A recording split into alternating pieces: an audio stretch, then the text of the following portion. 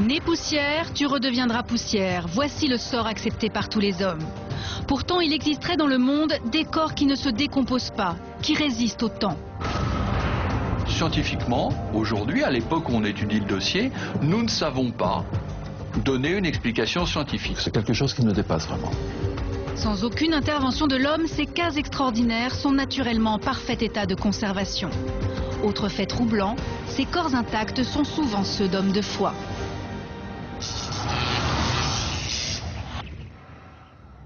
On part pour l'Italie maintenant, plus précisément à San Giovanni Rotondo dans les Pouilles, un petit village qui s'apprête à vivre des mois d'effervescence. Dès cet après-midi, les pèlerins pourront se recueillir devant la dépouille de Padre Pio.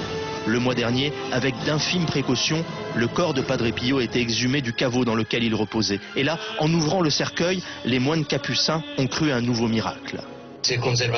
Une grande partie de son corps s'est très bien conservée. Ses genoux, ses mains, ses ongles. Si Padre Pio le permet, c'est comme s'il était passé chez le manucure. Mars 2008, Padre Pio est déterré à l'occasion du 40e anniversaire de sa mort. Son corps est en parfait état. Et là, on est effectivement devant quelque chose qui dépasse l'entendement et qui nous pose ces questions du pourquoi et des limites de nos connaissances. La chose est insensée car Padre Pio est mort il y a 40 ans.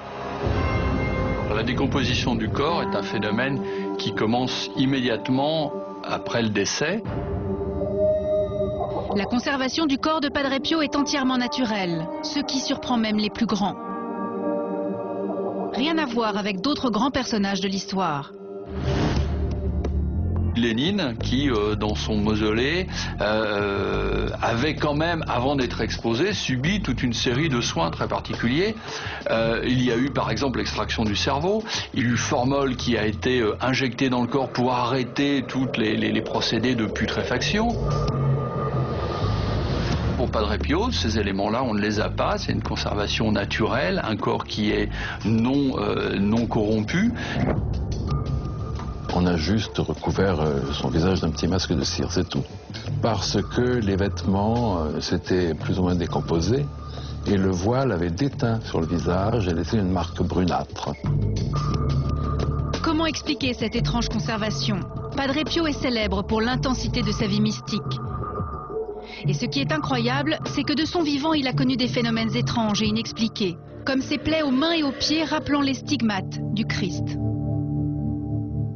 Joachim Boufflet est historien, il est missionné par le Vatican lors de certaines exhumations de corps intacts. C'est un moment à la fois d'émotion, bien sûr, mais en même temps un moment de grande paix parce qu'il n'y a absolument pas la peur ou l'angoisse que l'on ressent normalement en face d'un cadavre, en face de la mort. Encore plus surprenant, certaines exhumations s'accompagneraient de phénomènes extraordinaires. Le fait que ce corps dégage une odeur très agréable, tantôt florale, tantôt une odeur d'épices. Il arrive aussi que ce corps se mette à saigner lorsqu'on le pique ou lorsqu'on le coupe. À sa mort, Padre Pio était adoré. Découvrir son corps en parfait état a relancé tout un mouvement de piété populaire.